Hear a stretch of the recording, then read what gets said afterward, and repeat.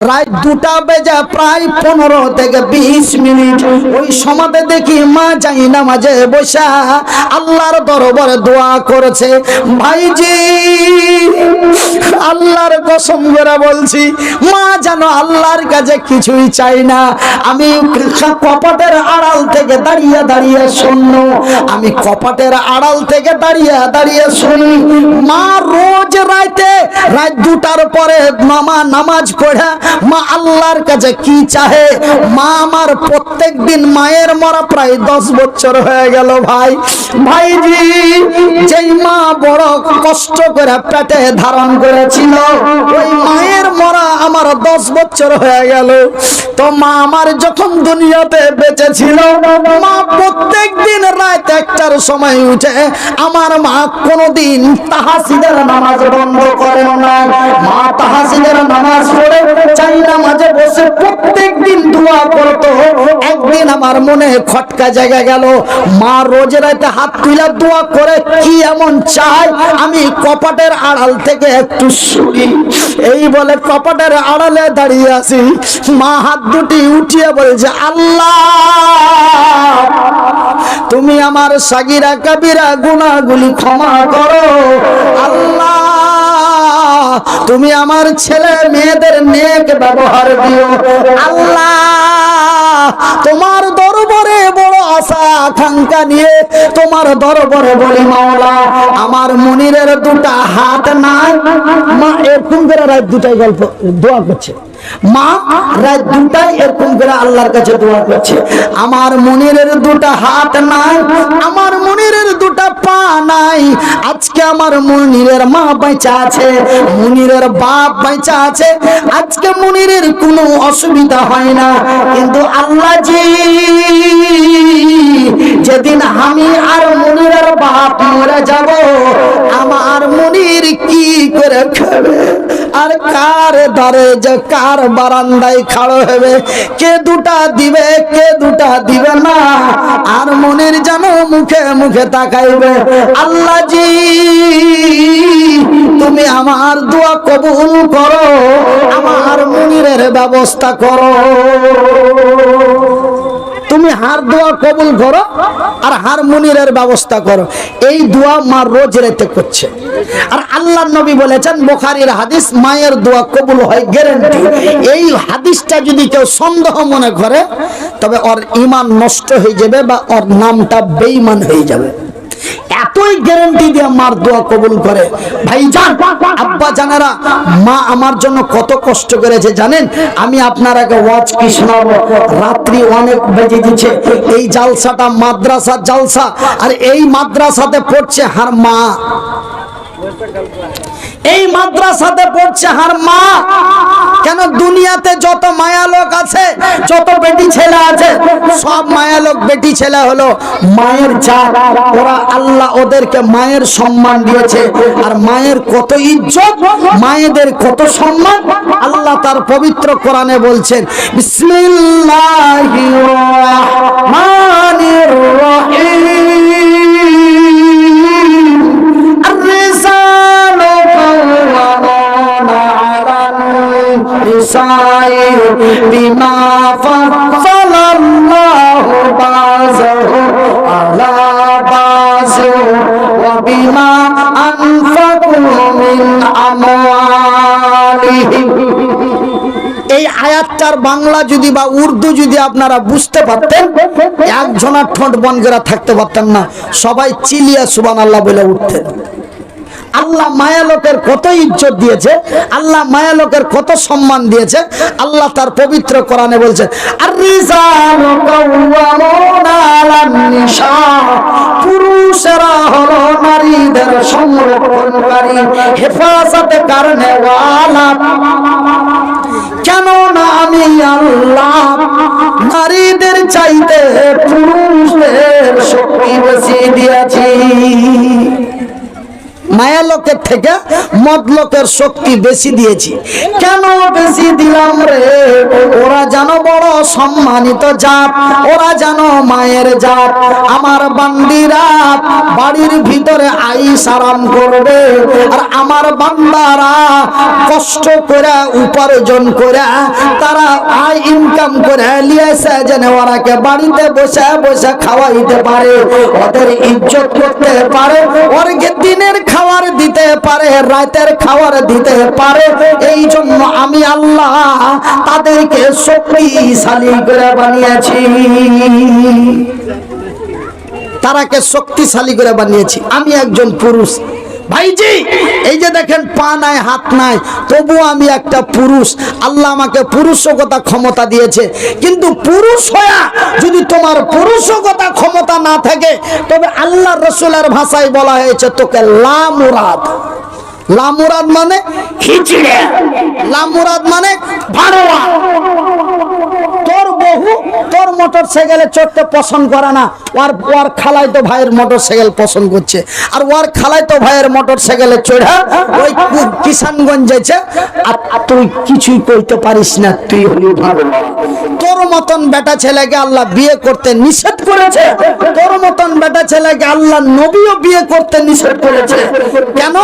একজন ইজ্জতময় নারীকে নিয়ে যে তুই যদি তার ইজ্জত করতে না পারিস, তুই যদি তার পরিচালনা করতে না পারিস, তুই যদি তার সম্মান করতে না পারিস, খবরদার রে, খবরদার রে, তুই ওই মেয়েটাকে বিয়ে করিস না। কেন? আমি তাকে সম্মানিত জাতি করে তৈরি করেছি। ভাইজান, এই বিশ্বের নারীদেরকে আল্লাহ কত সম্মান দিয়েছে। আমার মতন পুরুষ হযরতে আদমকে তৈরি করেছে ফাঁকা ময়দানে, মরুভূমিতে। আর এই মায়ালোককে আল্লাহ কত ইজ্জত দিয়েছে, যে আল্লাহ মায়ালোককে তৈরি করেছে তথা হযরতে হাওয়াকে তৈরি করেছে জান্নাতের ভিতরে। একবার জোরে বলি সুবহানাল্লাহ। ভাইজান, আজকে আপনাদের কাছে আমি বলবো, এই মায়ালোকের লেখাপড়ার ব্যবস্থা আপনারা করেছেন, এই মহিলাদের লেখাপড়ার ব্যবস্থা আপনারা করেছেন। আল্লাহ আপনাদের জান্নাতবাসী করুন, আল্লাহ আপনাদের কল্যাণময় করুন, আল্লাহ আপনাদেরকে বিনা হিসাবে তার জান্নাতে দেয়। কেন? আল্লাহ আপনারা এই মতো মহিলাদেরকে, এই মতো বেটি ছেলেগুলাকে, এই মতো আল্লাহর বান্দীগুলাকে আপনারা লেখাপড়ার ব্যবস্থা করে দিয়েছেন, লেখাপড়ার সুব্যবস্থা করে দিয়েছেন। ভাইজি, লেখাপড়ার কত দাম, লেখাপড়ার কত মূল্য, যে এই পবিত্র কোরআনে ৬৬৬৬টা আয়াত আছে, তার মধ্যে প্রথম আয়াতটা আল্লাহ তার জমিনে পাঠিয়েছে, ইকরা বিসমি রাব্বিকাল্লাযী খালাক, খালাকাল ইনসানা মিন আলাক। তবে সর্বপ্রথম আল্লাহ পড়তে বলেছেন লেখাপড়ার কিতাব।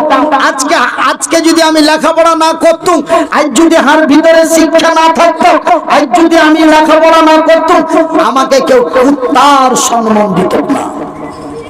কিন্তু লেখাপড়া করার কারণে আজকে আপনারা আমাকে 15,000 টাকা দিতে কষ্ট পান না, 17,000 টাকাও দিতে কষ্ট পান না। কোন জায়গার লোক জানুয়ারি মাসের 15 তারিখে একটা জলসা আছে, ওরা বলছে হুজুর আপনাকে কত টাকা হাদিয়া লাগবে, মানে ওদের বাড়ি হলো শিলচর, আসাম শিলচর। বলছে হুজুর আপনাকে কত টাকা লাগবে? আমি বলি মোটামুটি 70 দিলেই হবে। বলে হুজুর আমরা তো একটু গরিব এলাকা, একটু অল্প কম দিলে হইব না। বলে কত দিবেন কম বলেন তো? বলে 55,000 দিলে হইব। আমি বলছি আলহামদুলিল্লাহ। ভাইজান, যদি লেখাপড়া না থাকতো, লেখাপড়া যদি না করতাম, ভিতরে যদি বিদ্যা বুদ্ধি না থাকতো, 55,000, 60,000, 20,000 রাস্তায় শুইতে পড়ে থাকতাম। কেউ 1 টাকা চালিয়ে দিত, কেউ 1 টাকা চালিয়ে দিত, কেউ হাতে ধরিয়ে দিত, কেউ পাঞ্জর দিয়ে 5 কাঠটা মেরে চলে যেত। মায়ের কত মায়া, মা আমারে ফেলে দিতে পারে নাই, মা আমারে ফেলে দিতে পারে নাই। মা অতি মহব্বত করে ছেঁড়া কাপড় দিয়ে মা রক্ত গুলি মুছে, ময়লা গুলি মুছে আমারে বুকে জড়িয়ে ধরে 1-2 করে 14টি 15টি বছর ধরে লালন পালন করে মানুষ করে আপনাদের দরবারে দিয়ে দিয়েছে। দেখ রে মা কাকে বলে। ভাইজান, মা তার সন্তানকে এত ভালোবাসে, আমি একজন এমনই সন্তান, তবুও মা আমারে ফেলে দিতে পারে নাই। মা যদি চাইতো, মা যদি ইচ্ছে করতো, মা আমার নাড়ি ভুড়ির সঙ্গে ভাঙা হাড়িতে করে পানির মধ্যে ফেলে দিতে পারতো, কিন্তু না না না না, মা আমারে ফেলে দেয় নাই। মা অতি লালন পালন করে সুন্দর করে পৃথিবীর মানুষের কাছে তুলে দিয়েছে। আমার জনম দুঃখী মা, মা এত কষ্ট করে আমাকে মানুষ করলো, তবুও মা একটু সুখ পেল না। মা আমার দুঃখেই দুঃখেই মা কাঁদতে কাঁদতেই আল্লাহর জমিন থেকে গেল। আমার কবি বলছেন, আমার জনম দুঃখী মা, আমার দয়াপতি দরদিনী মা, আমার জনম দুঃখী মা, আমার দয়াপতি দরদিনী মা। মাকে জন্ম দুঃখী কেন বলে? দেখুন, মা আমাকে জন্ম দিতে যে মা আমার 7 বার আল্লাহর জমিনে কাঁদলো। কবার? একটু আওয়াজ খুলে দিন, আল্লাহর রহমত বর্ষে যাক। কবার? 7 বার। যেই দিন মায়ের পেটে আমার জন্ম নিল, সেই দিন মায়ের মাথা চক্কর দিয়ে ভূমি ভূমি হয়ে মা সহ্য করতে না পেরে মা আমার কেঁদে ফেললো। যেই দিন মায়ের পেটটা বড় হলো, মা উঠতে বসতে চলতে ফিরতে সহ্য না করতে পেরে মা সেই দিনও আমার কেঁদে ফেললো। যেই দিন মায়ের পেট থেকে আমি আল্লাহর জমিনে আসলাম, সেই দিন মা যন্ত্রণার ঠেলা সহ্য না করতে পেরে সেই দিনও মা আমার কেঁদে ফেললো। সেই দিন আমি মনির উদ্দিন দুলনায় দুলতে দুলতে দুলতে দুলতে মশার কামড়ে কেঁদে কাঁদতে কাঁদতে চোখগুলি বড় বড় করে দিয়েছিলাম। মা দৌড় দিয়ে এসে বুকে জড়িয়ে ধরে পিঠে থাবা দিয়ে আমার মুখটা লেড়ে লেড়ে সেই দিনও মা আমার কেঁদে ফেললো। সেই দিন আমি মনির উদ্দিন স্কুল মাদ্রাসা যাইনি, মা বরদাস্ত করতে না পেরে রাগ করে 2টো থাপ্পড় দিল। আমি চলে গেলাম মামার বাড়ি। সন্ধ্যা লেগে যায়, আমি ফিরে আসি না। আমার মনের কোথায় গেল রে, এই বলে মা আমার খুঁজতে খুঁজতে খুঁজতে খুঁজতে বেকুল হয়ে সেই দিনও মা আমার কেঁদে ফেললো। কয়বার কাঁদলো? কয়বার হলো? 5 বার হলো। যেই দিন আমি মনির উদ্দিন বিয়ে করে বউ নিয়ে আসলাম, আর মাস যেতে না যেতে মাকে ফেলে আমি আলাদা হয়ে গেলাম। মা আমার দিকে তাকিয়ে চোখের পানি ছেড়ে বলে, এই জন্যই তোরে বড় কষ্ট করে মানুষ করেছিলাম। সেই দিনও মা আমার কেঁদে ফেললো। যেই দিন মায়ের মাজাটা কুজো হয়ে গেল, মা আমার অকার্যর রাস্তায় চলে গেল। মাকে বাড়িতে না রেখে মাকে বৃদ্ধাশ্রমে রেখে আসলাম। সেই দিন মা আমার মুখের দিকে তাকায় আর চোখ দিয়ে ঝরঝর করে পানি বেরিয়ে আসে। সেই দিনও যেন মা আমার কাঁদলো। আমার জনম দুঃখী মা, আমার দয়া পতি দরদিনী মা। এত কষ্ট দেওয়ার পরেও মা আমার উপরে কোনো দুঃখ পেল না। জোরে বলুন, একটু মহব্বত দিয়ে বলুন। আমার জনম দুঃখী মা, আমার দয়া পতি দরদিনী মা। মাগো মা, আমার মা, তোমার মতো তোমার মতো তোমার মতো মায়ার জিনিস, তোমার মতো দয়ার জিনিস মাগো আর পাইলাম না। এখানে খুঁজিলাম, ওইখানে খুঁজিলাম, খুঁজিলাম মেদিনীপুরেতে, আরো খুঁজিলাম বাংলার মাটি, আরো খুঁজিলাম বাংলার মাটি, খুঁজিলাম আমার বাড়িতে। মাগো মা, আমার মা, আমার জনম দুঃখী মা। তোমার মতো মায়ার জিনিস, তোমার মতো আদর মাগো আর পাইলাম না। 10 মাস 10 দিন ধরে পেটে করে রাখিলেন আমারে, 10 মাস 10 দিন ধরে পেটে করে রাখিলেন মোরে। তবু ও মায় আমার দুঃখ পেল না, আমার জনম দুঃখী মা। বন্ধুরে, এই কথাটি বলার মেন উদ্দেশ্য হলো, এই কথাটি বলার মেন কারণ হলো, এই কথাটি এই জন্য আপনাদের বলতে চাইলাম বা বললাম। এই কথাটি বলার কারণ হলো আমার নবী, আল্লাহর নবী, দয়ার নবী, বিশ্বের নবী, নবীদের নবী, নবী কুলের নবী, নবী মুহাম্মদুর রাসূলুল্লাহ বলুন সাল্লাল্লাহু আলাইহি ওয়াসাল্লাম। আল্লাহর নবী, দয়ার নবী, বিশ্বের নবী বললেন, রে আমার উম্মত উম্মতিরা, রে আমার উম্মত এবং উম্মতিরা, রে আল্লাহর বান্দা এবং বান্দিরা, রে আমার ও সাহাবী গুনেরা, সেই দিনটি এত বিষাক্তময় খাতারনাক দিন হবে রে। সেই দিনটি কিয়ামতের দিনটি।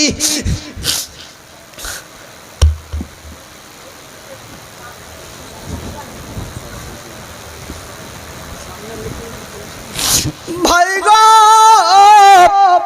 আমার নবী, আল্লাহর নবী, দয়ার নবী বললেন, সেই দিনটি এত ভয়াবহ বিষাক্ত খাতারনাকময় দিন হবে রে। সেই দিন মায়ের কোল থেকে সন্তান ছুটে যাবে, মা কিঞ্চিত পরিমাণ জানতে পারবে না আমার সোনার মানিক কোথায়। সুবহানাল্লাহ বলুন। বলতে লজ্জা পান না খারাপ পান? আস্তে করে বলুন, একটু সবাই বলুন, বাপ বেটা মিলে বলুন, চাচা ভাতিজা মিলে বলুন, নারায়ে তাকবীর, নারায়ে তাকবীর, নারায়ে তাকবীর। আল ইসলাম জিন্দাবাদ, আল ইসলাম জিন্দাবাদ, আল কোরআন জিন্দাবাদ, আল কোরআনের আলো, আল হাদিসের আলো। আমার ভাইয়ের, আমার বন্ধুরা, আমার প্রধান আসিন মায়েরা, শুনে যান রাতের বেলা আমি মনির উদ্দিন বলি খালা, সেই দিনটি এত খাতারনাকময় দিন হবে। এবার শেষ ধাক্কাটি, শেষ ধাক্কাটি, শেষ ধাক্কাটি যখন মেরে দেওয়া হবে, ওয়াখরাজাতিল আরযু আসকালাহা, যখন দ্বিতীয় ঝাটকাটি মারা হবে, যখন দ্বিতীয় ঝাঁকুনিটি মারা হবে, এই জমিনটা উল্টো পাল্টো হয়ে ভেঙে চুরমার হয়ে যাবে। আকাশ নেই, জমিন নেই, পাহাড় নেই, পর্বত নেই, নর নেই, নারী নেই, চন্দ্র নেই, সূর্য নেই, উপগ্রহ নেই, মহাগ্রহ মহাশূন্য নেই, আর কিছুই নেই, আর কিছুই নেই, আর কিছুই নেই। শুধুমাত্র আমার আল্লাহ এবং আমার আল্লাহর ফেরেশতারা। আল্লাহ এবং আল্লাহ এবং আর কিছুই নাই, সব শেষ। এইবার আমার আল্লাহ তার ফেরেশতাদের ডেকে বলবেন, সেই দিন আমার আল্লাহ সিস্টেমটাই অন্য থাকবে। জাব্বার, আমার ফেরেশতারা, ওগো জিব্রাইল, ওগো মিকাইল, ওগো ইসরাফিল, রে আজরাইল, একবার চতুর্দিকে চেয়ে দেখো তো শেষ করে দেওয়ার মতো কিছু আছে নাকি। আচ্ছা, একটা ছোট্ট স্ট্যান্ড ফ্যান হবে, এই কাছাকাছি একটু কন্যারে চালু করে দেন তো বাবা, সব ভিজে গেল রে বাজান। ওই নিচে থেকে দেন, নিচে থেকে, উপর থেকে দিলে আবার ক্যাচ করে, নিচে থেকে দেন।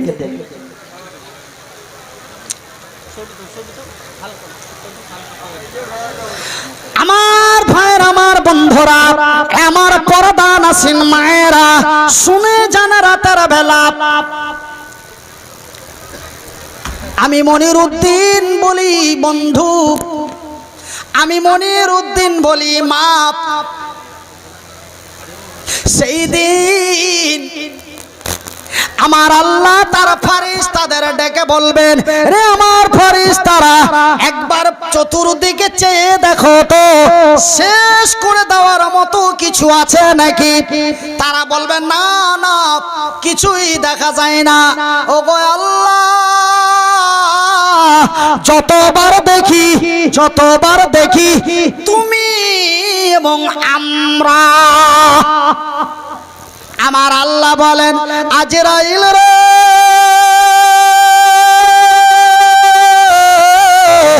আমি আল্লাহ, আমি এদেরকেও রাখবো না, আমি এদেরকেও মেরে দেব। মেরে দে, মেরে দে। ভাই গো আমার, আমার আল্লাহর ফেরেশতা আজরাইল একা করে আমার আল্লাহর যত ফেরেশতা সমস্তকে মেরে দেওয়া হবে। এইবার শুধুমাত্র একমাত্র আজরাইল আর নাই, আর নাই, ঠিক আছে, আর নাই, আজরাইল। আমার আল্লাহ বলেন, আজরাইল রে